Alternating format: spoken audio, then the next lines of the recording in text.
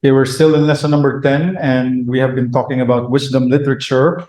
I think 2 lessons ago, we talked about the general principles, how to look and interpret the wisdom literature in general. We have looked at 4 different books, kung paano siya nag-overlap. But ang last lesson was on a specific book. That book was Book of Proverbs, and we have also specific applications on it kay tungod sa inyong mga assignments ginhimo nyo gid man kagin pang-tag nyo ko, and you did well on that assignment. I hope nga naging beneficial na sa inyo, and kabay pa nga you have looked at the Book of Proverbs in a different way. Supposed to be today, ang tunanta is about Job, because Job is part of the wisdom literature, but tungod kay we have looked at it as a book kag ginkwenta sa mga nanay kagina. We've been staying in the book of Job for about 1 year and 4 months. Sa ako niya lista 43 kawali, pero naglawig sa gali pilab na kabulan mga 15 to 16 months nga ara sa book of Job. Nag-start April 3, 2022, subong August na 2023. So lawig na gid man. That's why today we'll look at Ecclesiastes. Okay? But I want to start by asking you, sino dire nakabasa na kag nakatuon na sa Ecclesiastes?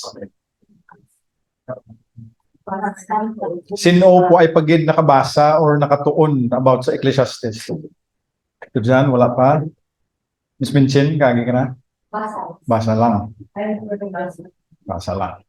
What do you think the book of Ecclesiastes is about? Piling nyo ano ning Ecclesiastes?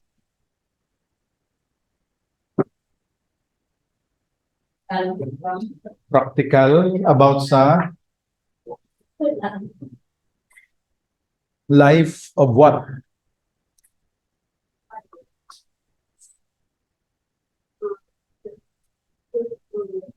Ano nang? Youthfulness.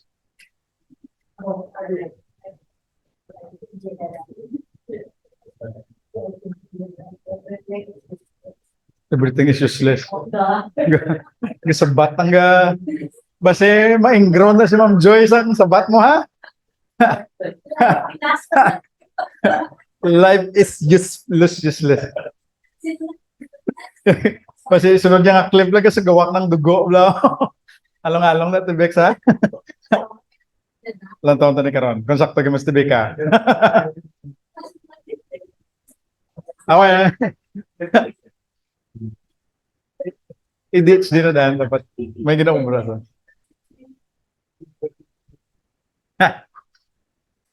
Okay, so Ecclesiastes is a monologue. Kay kun ang Job is dialogue, kay may one or more people nga nag-istorya.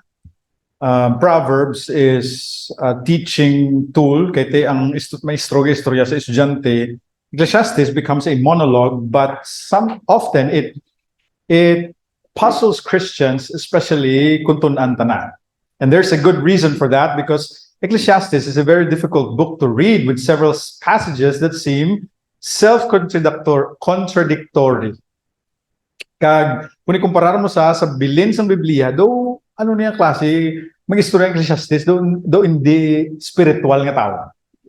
And this confusion has led to polar opposite interpretations. May duwa ka types ng interpretations o pag-insindi sa book of Ecclesiastes. Number 1, the negative. The negative interpretation is understands Ecclesiastes to be an expression of cynical wisdom. Ano ay haning cynical wisdom? What is cynical wisdom?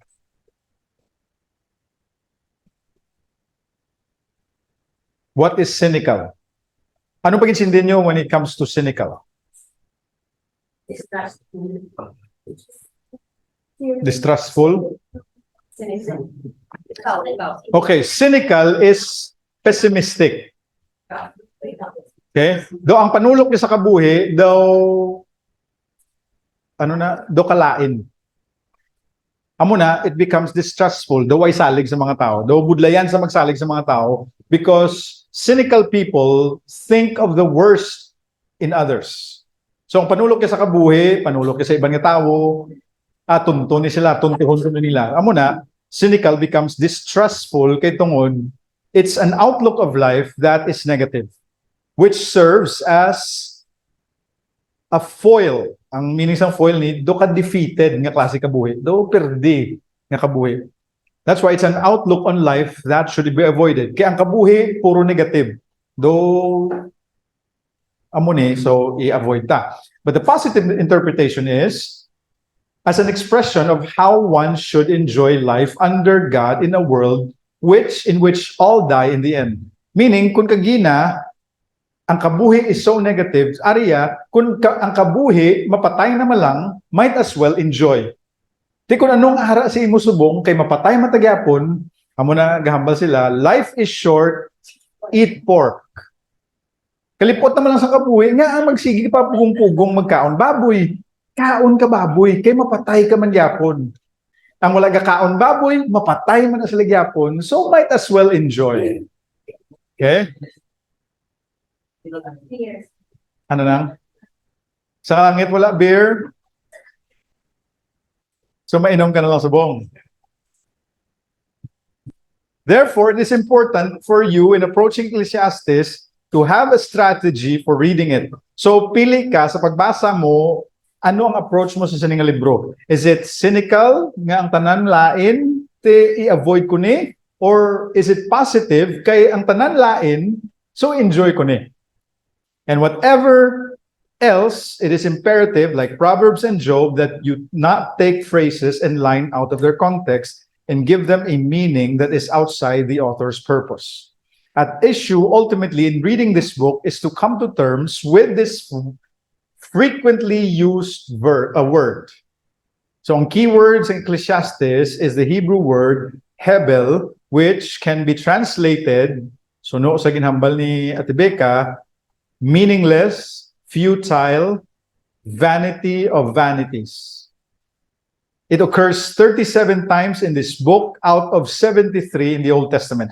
Diri kay kabalo nga kargado ni Ecclesiastes sang pagkaway pulos. 73 times it is used all in the Old Testament. More than half of its use is found in the book of Ecclesiastes. So kabalo ka gid nga ang ini nga libro is about vanity.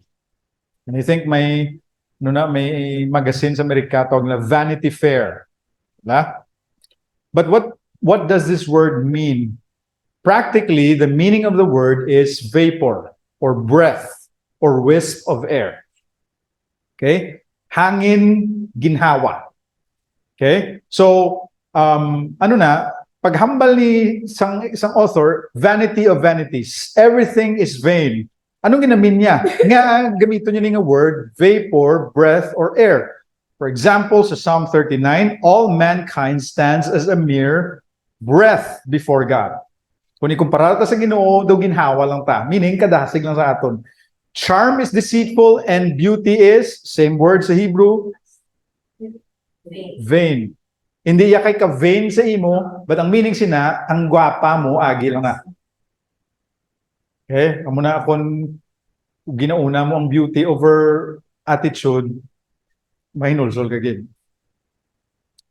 When you cry out, let your collection of idols deliver you, two words ang gamit, ruach, which most likely, though diri naging ko ang Holy Spirit, nga same thought, but a breath will take them away. Ruach or hebel is related. But the question is, what does the teacher mean when he says everything is vain?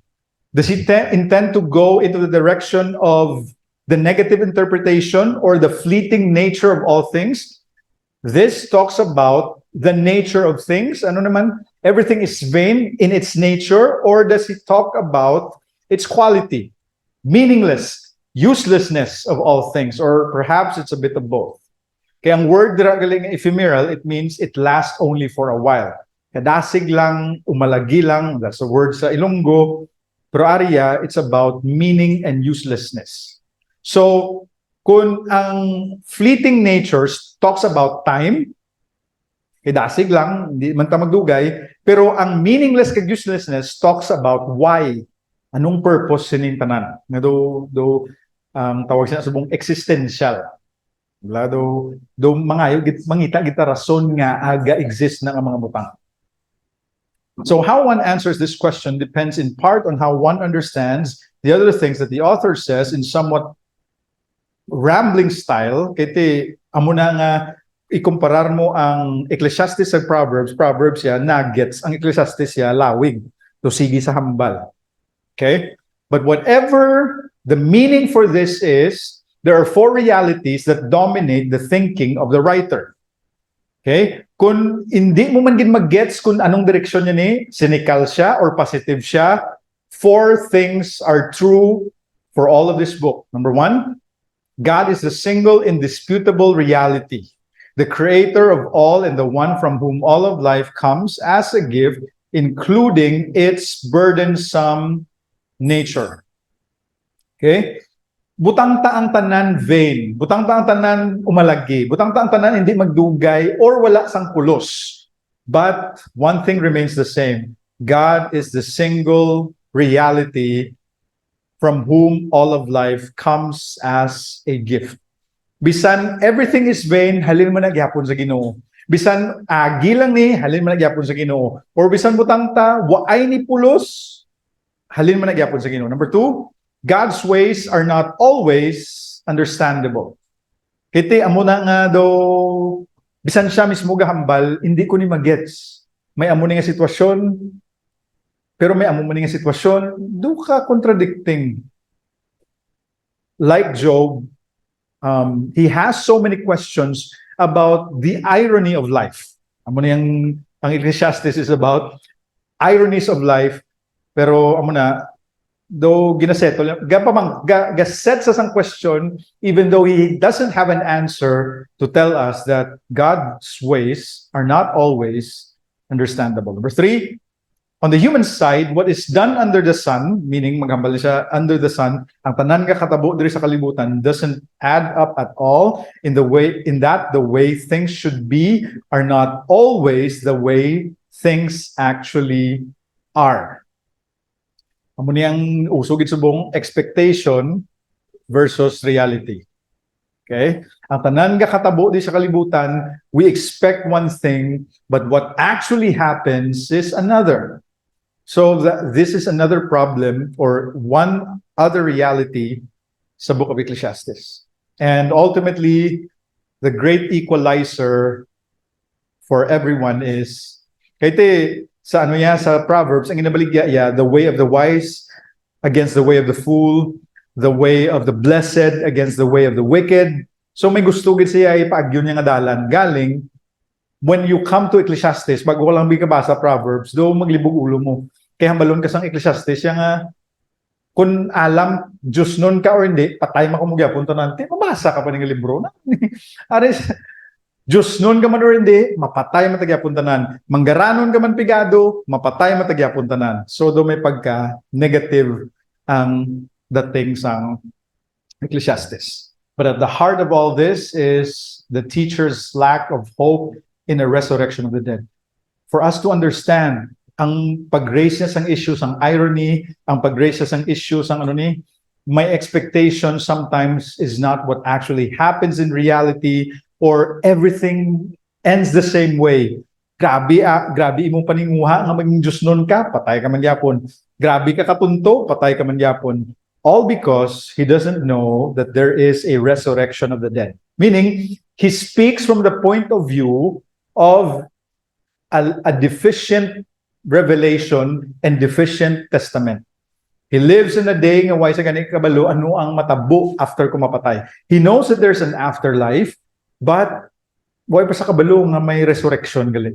So maintindihan mong iya concern. Because once dead, that's it. And this is what makes life itself seem so either fleeting and perhaps also useless. Kiti kung paminsaron mo, ang frame of mind sang Ecclesiastes or sang teacher, ang tawag siya ako galingon, hindi man lang ni maglain sa mga philosopher. Amo na para sa mga atheists, once I'm dead, that's it. Tikon amo lang ni akon kabuhi, kalipot mo lang gali, kag saway ka pulos-pulos. So the teacher's own point seems to be that even if the only real certainty about this present life is the certainty of the grave, one should still live life, useless as it is, as a gift from God.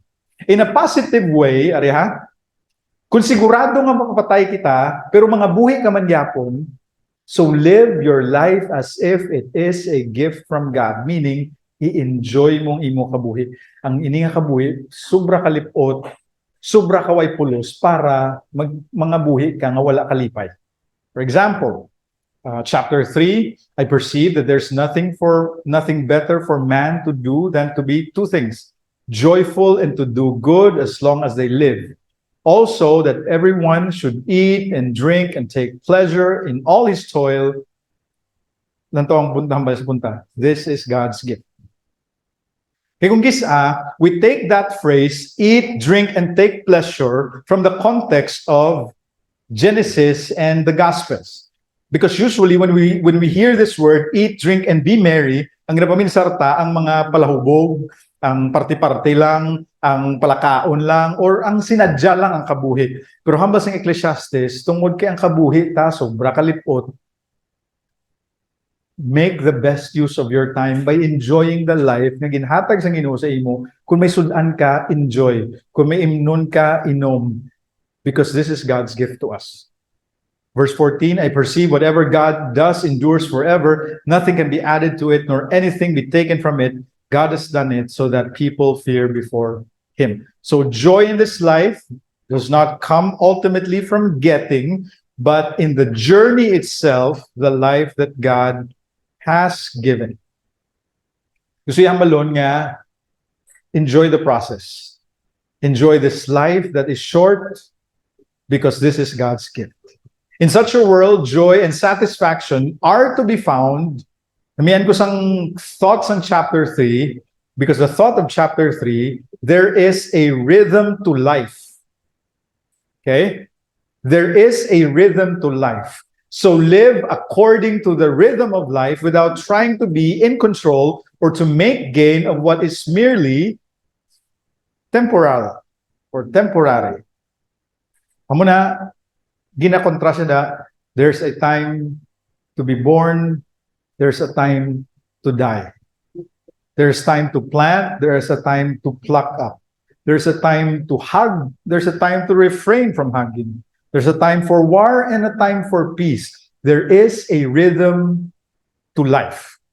So kung hindi ka kabalo, magkabuhi, suno sa flow sang kabuhi mo because you want to be in control of everything or you want to make gain for what is temporary, kaya ang expectation mo is always what you expect your reality to be, you will always come out disappointed. Kaya hindi ka kabalo magsunod sa bisan ng way ko kabalo sa Ilonggo or sa Tagalog paano niyang pero sa Thai may word is like changwa chiwit. Every step of life has a rhythm to it. So dapat kabalo ka magbasa. Nga para kung sa tiyon sang kasubo hindi kaya magkalipay. Subo ka man. Or sa tuon sang kalipay hindi kaya nga sobra naman ta ni kalipay, masubo kaya. So you learn how to go with the flow in the rhythm of life. So, amo na, nga, ang chapter 3 nag-end siya, everything is beautiful in its time. Meaning, kung may baby, kay ka nami, kasadya lingawon, hindi ka man hindi mo pangun ng bata, kay mapatay mo lang ng bata. Or, kung tion mo na nga mapatay, hindi ka magkasubo, kay dapat, hindi ta mga subo, kay napatay ni sa. So you know how to flow with the rhythm of life. So birth is beautiful when you know how to live according to the rhythm. Death is even beautiful when you know that it's time to die. Okay? So hindi mo amo na ang hiblilig sa matao do subong reverse psychology. Kung tanan niya kasadya ma-reverse psychology saya, ako mga kontra sa inyo. Na. So hindi ka magamuna.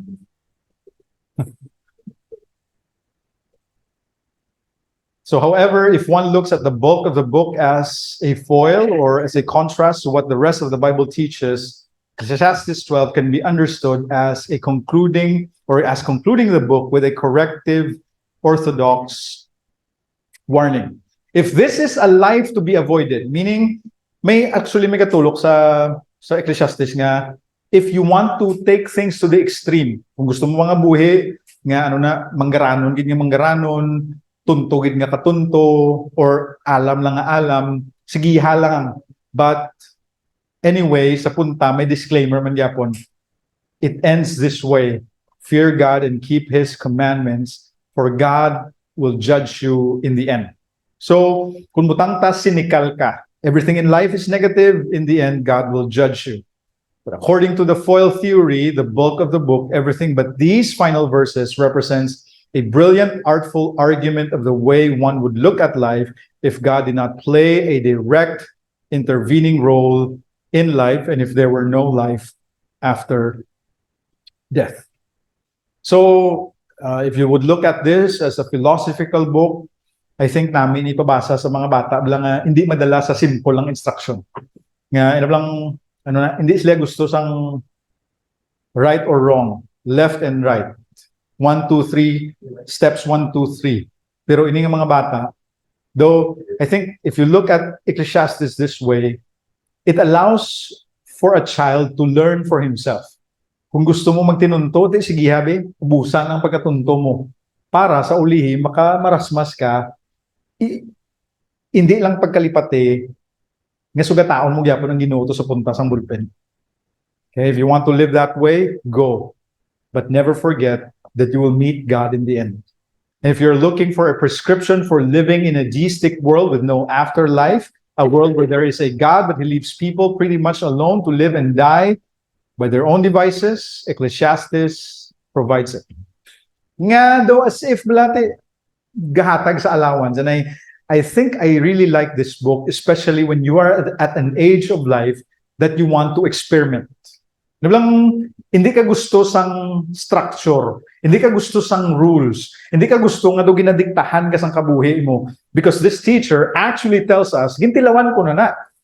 And what is effective for some children is this: hindi nga ihambalan sila sang steps 1 2 3, but allow them to live on their own, to discover their mistakes on their own, and for them to hear someone nga gahambal ba sa ila, pakadto ka pa lang, papuli na ko. Kaya hindi ko maintindihan sa unang ginahambal sa mga tiyo namon, way pakaubos isa ka bugas sang asin na or bugas, isa ka sako, way ka pakaubos ang isa ka sako nga bugas or asin. Asin. Ambot nga maubos kasi sa isa ka sako ng asin. Meaning damo na sa kinaon nga asin, amo na high blood sa permi.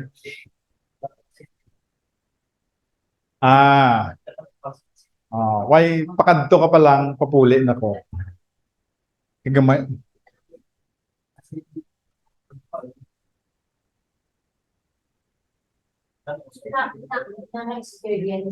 Damo na sa asin na kaon.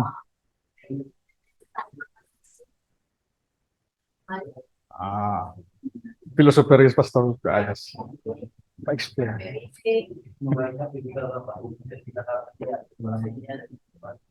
So anong sakto sinang saying? Pila pa lang ka asin imo na kaon? Amo na. Wala ka pa kaubos isa ka sakong asin.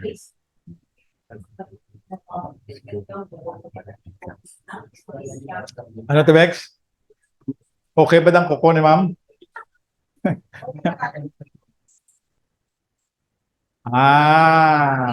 Magaling na. Okay. Ayos. After all.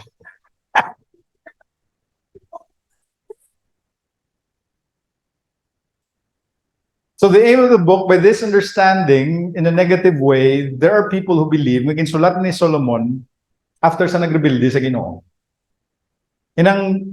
It became a memoir of his life, or a biography of his life. Nga do ginasugid niya sa aton, amuning kabuhi ko sang nagtinuntok ko. So hindi niyo ko kopyahon. And this is a view of life that is supposed to leave you cold because it is so fatalistic and discouraging, and therefore make you long for an alternative of a real covenant relationship with the living God. And I think this book is really, is really fitting una sa mga pamatanon nga may identity crisis. They're trying to find out who they are, anong pulos ang kabuhi. And I think pag abot mo sa college, dira nagasugod ang philosophy, dira nagasugod ang ang social studies. Dira nagasugod, you question yourself of your identity in the world. Kiti bago ka lang naghalin sa inyo balay, hindi ka pa fully adult, pero hindi ka man fully hindi ka naman bata. So you go through a crisis. Okay? Identity crisis. Or ara ka sa middle age. This is also a book for you. 40 tahon ka na, 50 tahon ka na, you have been on the world for a while, pero you look back on your life, ano man, no way pa man ko manahimuan sa kabuhi ko. This book is a book written by someone who went through life, meaning damo na sa naubos nga asin. And he wants to tell us a story. What is a life lived to the full without regard for God? Ano ay hanang kabuhi nga ni? Para when you are discouraged, when you say that why man lang ni kapulos-pulos, you want to find an alternative, and that alternative is with God.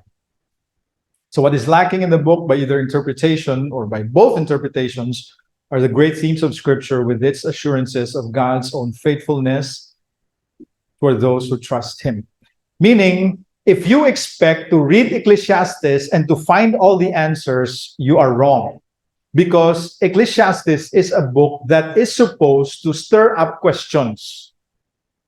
Meaning, para sa kay Job, I asked God why, and the answer is elsewhere.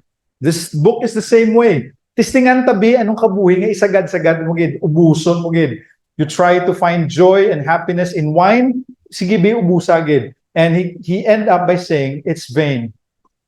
You try to find joy in riches, ginsagad ko na, lina ko to sa babaw, it's vain. So, maminsar ka mo, nga way pa ka mo to kalabot sa babaw, and you try to live the rat race. Nga, ara pa ka mo naghapon, grind it out every day. Bugtaw aga, gapuli, gabina, kung isa hindi pa magtulog, kay ubra lang nga ubra. This book is actually there to tell you, pakadto pa lang ka mo, I'm here to tell you this. Okay? So it stirs up question, but the answer is elsewhere. Okay? So this is speculative wisdom. The wisdom that speculates on things. And muna namian ko sa pulong sa Ginoo kay if the New Testament provides most of the answers, the Old Testament raises important questions. And we need someone to ask hard questions for us. And so God allowed Solomon to go this way for him to raise questions and to bring up issues like no one ever did before. Sa paalam-alam, gintilawan niya ng tanan. Sa pamanggaranon-manggaranon, gintilawan niya ng tanan. Sa pababairo-babairo, gintilawan niya naman tanan. But he ended up saying, all is vain. So if you want to try it for yourself, so you can tell Solomon later on, ngati sakto ka gid man. But if not, listen to someone who has been there. Whether ang ina nga direction sa kabuhi is career, gusto niya gid to be the most successful, whatever it is, ng business niya, or sa kwarta, or sa kaalam. And I think Ecclesiastes has been my favorite book sa college. Why kami philosophy sa doon or sa amon seminary, but I think if this is something that you can recommend una sa isa ka teenager or sa isa ka college student or sa bag-o nga graduate or anyone who has an identity crisis or gakalumos na sa direksyon sa iya kabuhi nga daw galibog kay galibot-libot na lang, I think he can agree with Solomon nga why ni pulos nga kabuhi.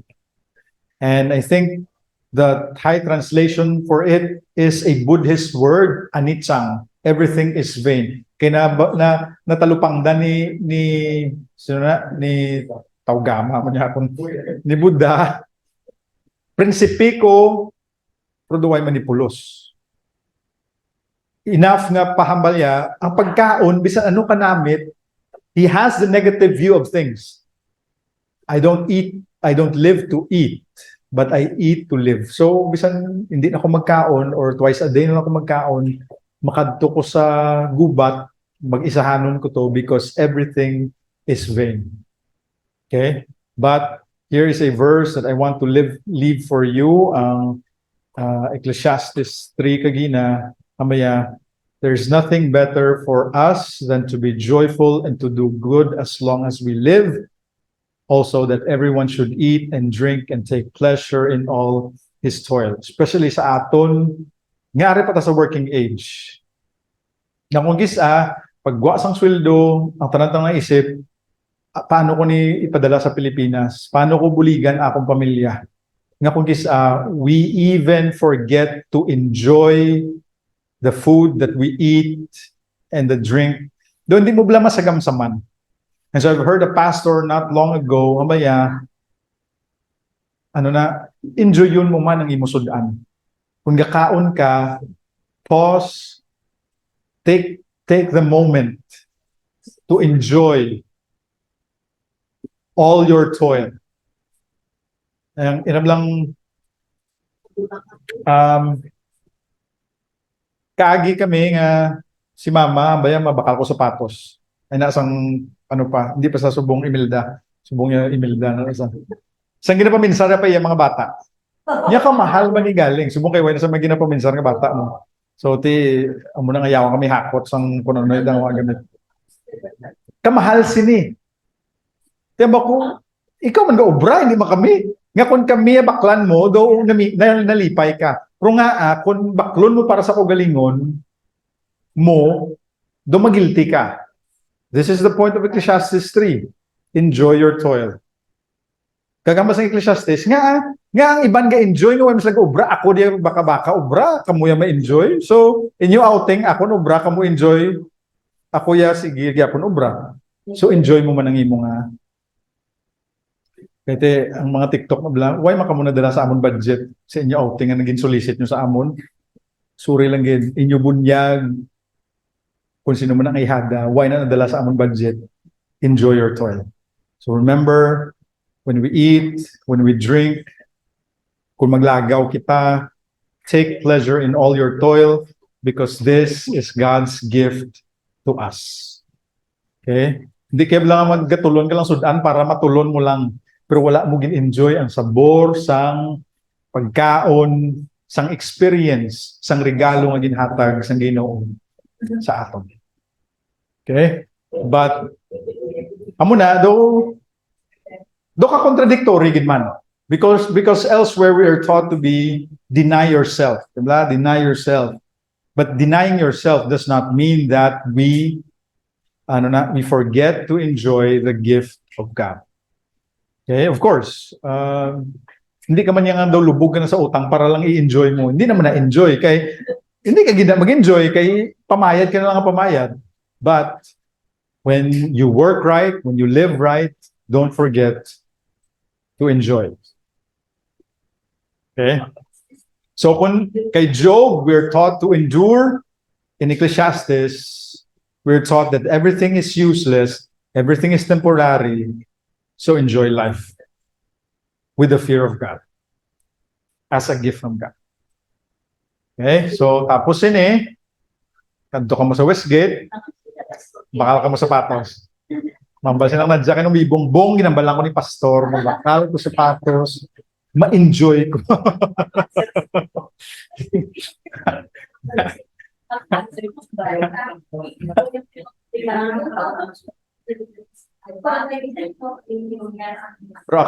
Pero kami nga nang himo sa kwarto ni Madam, duway ko nag-enjoy sang hakot gapon.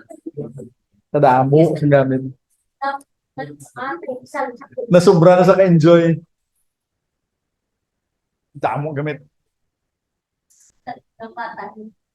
Oh. Okay gina mag-enjoy galing. Ayawan man kami. Ipaigo mo man sa balay mo kung kagamay ka amay sa balay. Sige ka man pamakal pasulod. No? Hindi naman mag-enjoy. Any question? Also, dala anay, assignment anay before question. Okay.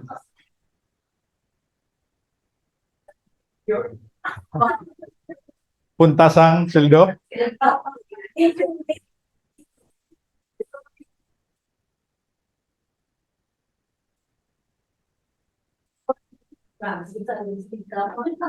Pizza di peligro. Pizza di mama. Okay, so read and reflect and try to find a meaning of three main thoughts from Ecclesiastes this month. Para sumanto sang ano na sang Proverbs, kunang Proverbs damo to nuggets area do ano na those segments of thoughts. So Ecclesiastes has 12 chapters. When you divide them into 4 weeks, you'll have 3 chapters a week. So apat ganit dapat niyo. 4 main thoughts from Ecclesiastes. I-post mong key verse, ang meaning, reflection, application. Itag nyo ko na yun. Same thing. Pero i-silo ta lang sa Ecclesiastes. Okay? Any question?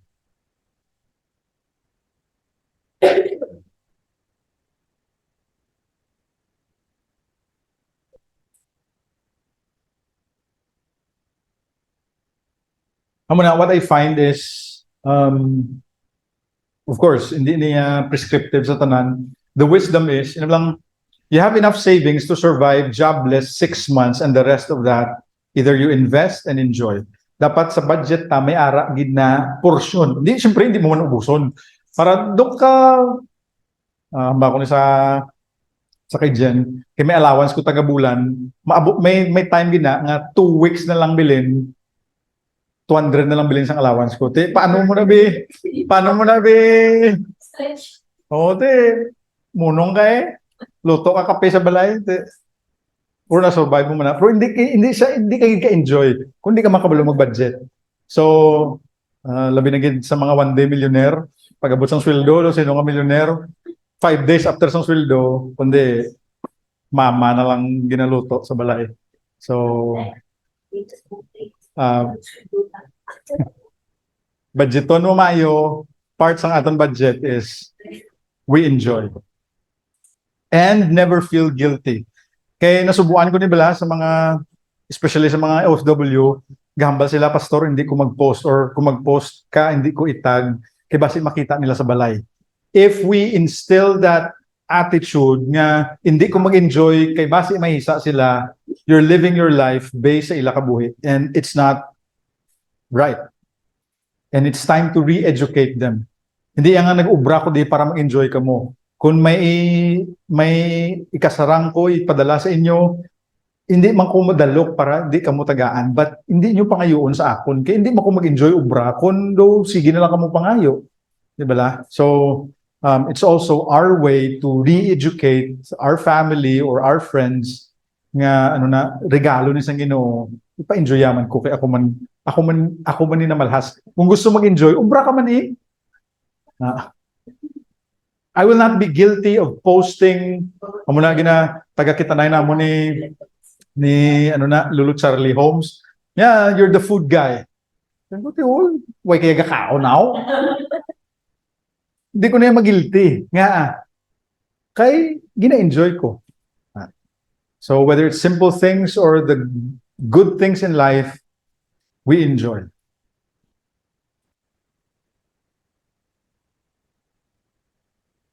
Any question?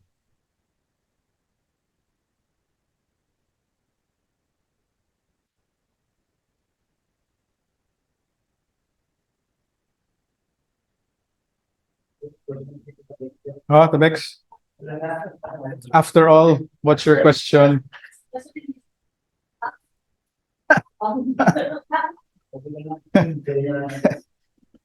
May mabugto da karon nga ugat sa jagid.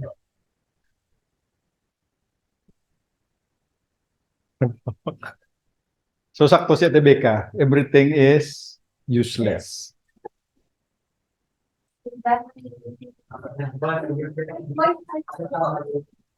Paminsan-minsan may may alam. Okay, any question or clarification? Okay, so next time, may isa pa libro on wisdom literature, that is Song of Solomon. So rated R, meaning 18 and above, kahit sexual naman nga istorya pang mag-asawa or sa mga edad nga daw gusto namang pangasawa or pamana. We'll look at one of the books in the Bible that is sexually arousing. Para hindi ka mo hindi nyo i-miss ang sunod na lesson. Nga amay ginsulat ang Ginoong libro sa Biblia nga has to do with sexual intimacy. We'll talk about sex next time. Kumunang sex education sa Ginoo sa Biblia, Song of Solomon, the lover boy. Ana. Tapos ka na da?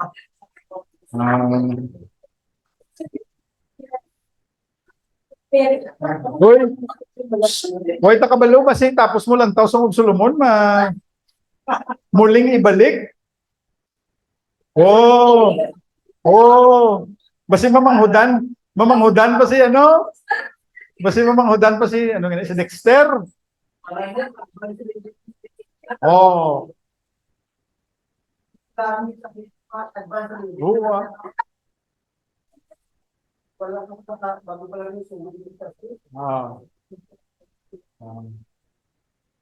Hindi ka magsinikal.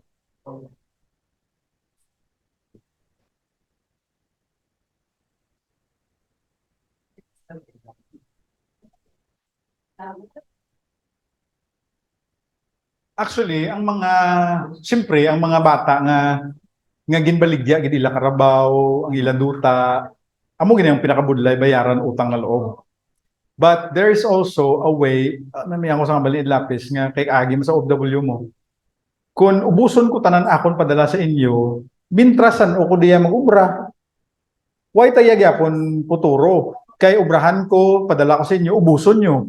Wala nyo man gamit mayo, kay gasalig man lang kamo sa akon. So, hasta na lang nga mag 70 years old ko domestic helper ko, hindi ko gyapon ni katapos. Kay why man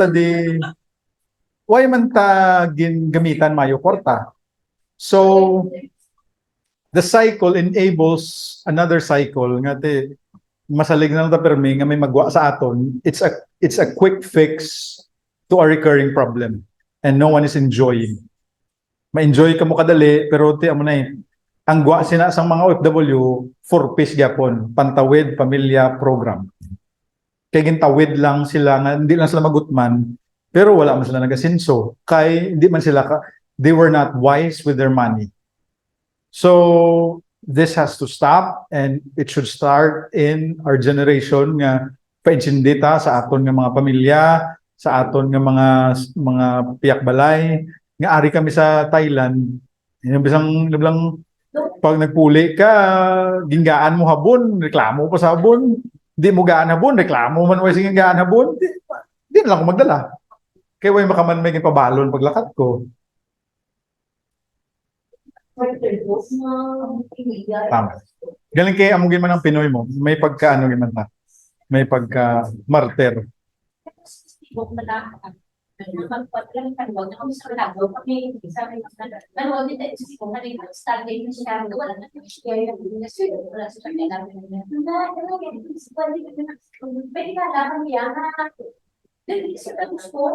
Yeah.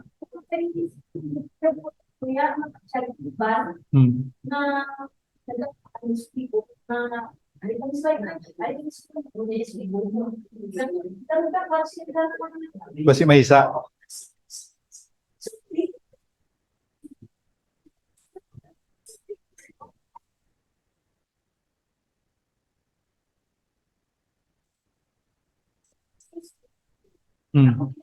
Tama. Good.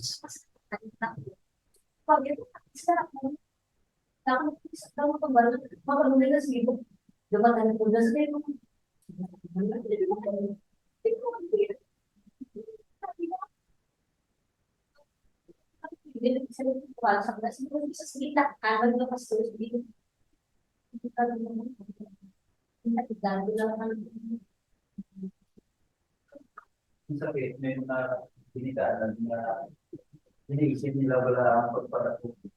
So, experience sa ilang mga bata, natututang wala.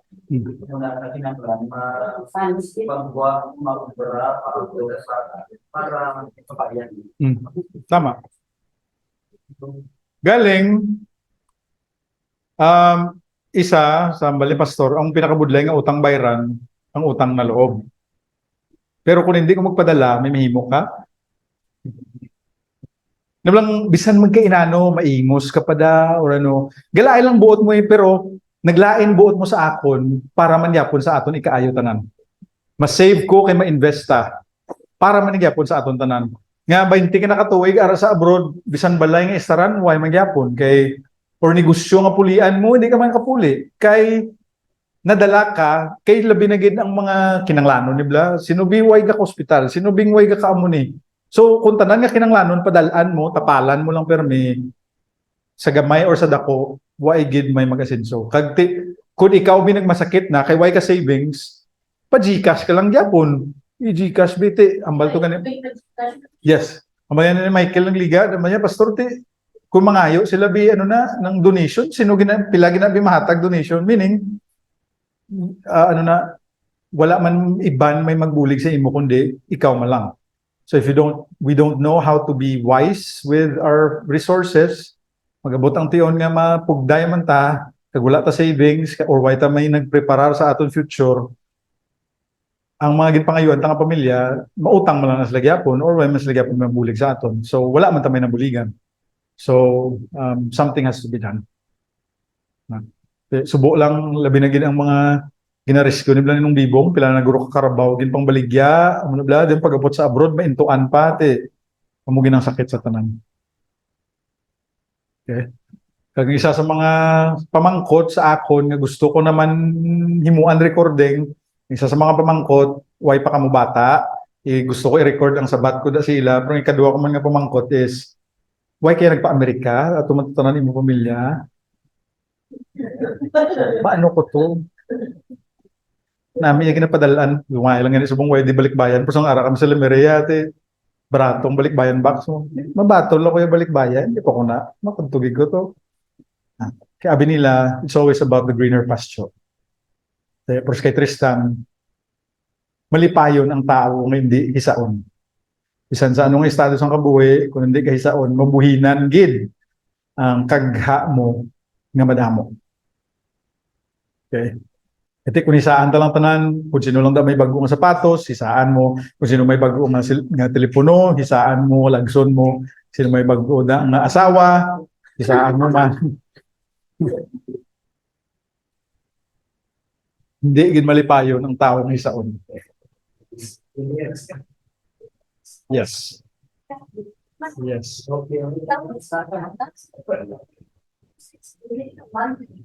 Budlay.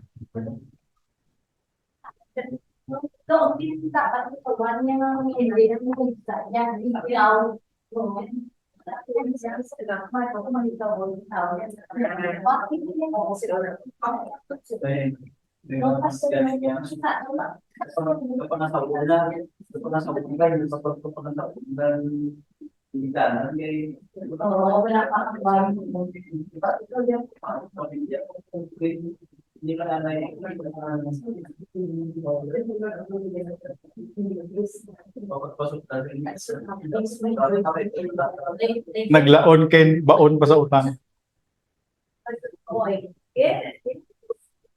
Sino? Oh, iPhone 14 prepaid na. 13 pa lang ha. Buwas. Ah.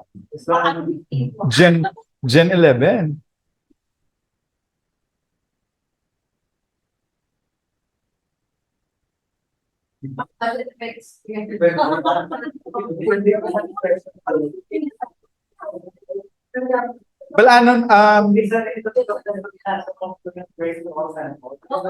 Balanon balaan mo man na sa tao nga gahambal. Kay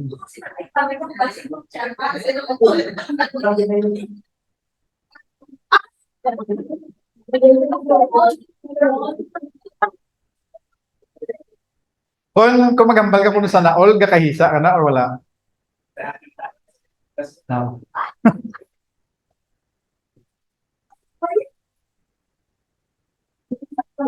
Gamay. Gamay. Doon na.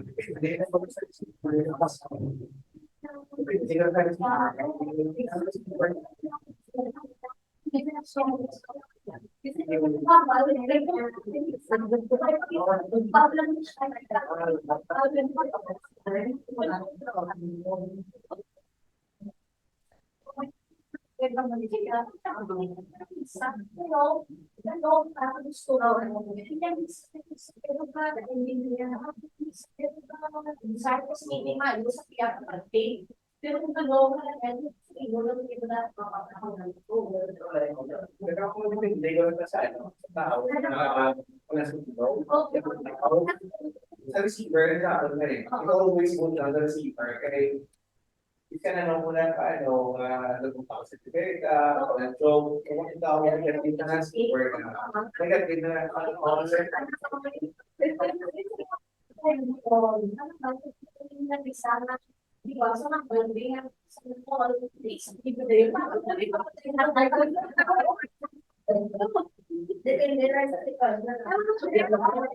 Okay. Kaya kung magsana all na si Tibeka, hanggang pamili kam tao, hindi na ako na-affected. Kaya way ka upod, hindi ka na nangambal. I-block ta ka anay sa pamili ka, magsige ka sana all. Kaya ba si ma-resign na lang ko sa bangyay, way kagigyapon ka upod sa pamili ka. Amo na. It's a prank. It's a prank. It's a prank. It's for fun.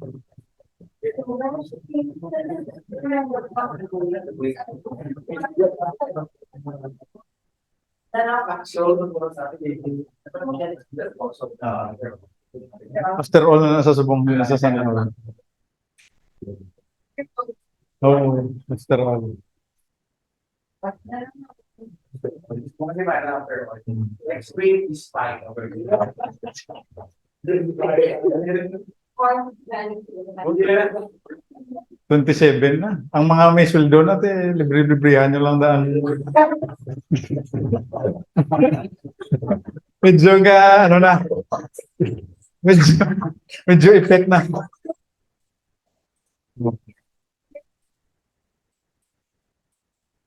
Pero Bex, ako niya asawa na kasi lingid niya sa naol, ginadalan kape, taga-daming gano'n. Ako na yung tugtuon nga sa naol. Kaysa na. May sumpot. Tingin. Ha? After.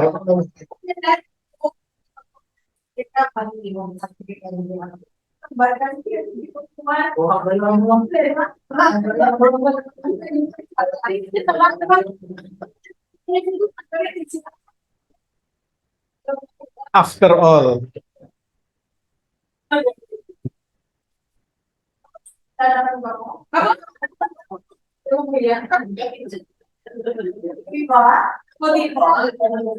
The best niya. Pero ano ito, Bex, ha? Ako yung mga ambal, kuya. Why, kuya, expectation? Meaning, kung matag ka namin man. Kung hindi ka, hindi kaya ma-pressure nyo. Isa may Domingo nga palamalhas ka na para lang ka bakal kakape do. Ini pastor, ang pinasa mo sa loob niya, di ko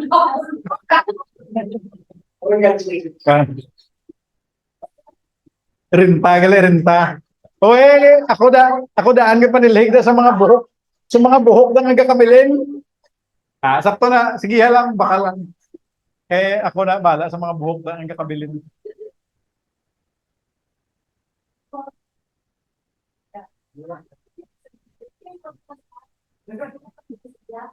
Ay, after all na.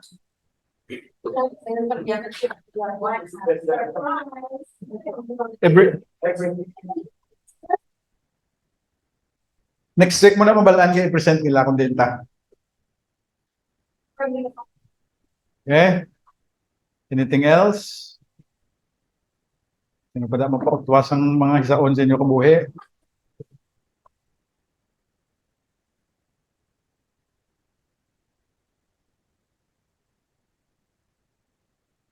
So, a bit of advice, kung medyo may struggle ka sa hisa, stay off the Instagram and Facebook. Kay maka-question ka gid sa madamo kong butang sa kabuhi. Kung mapiktuhan ka na, see no evil. Para hindi ka say no evil.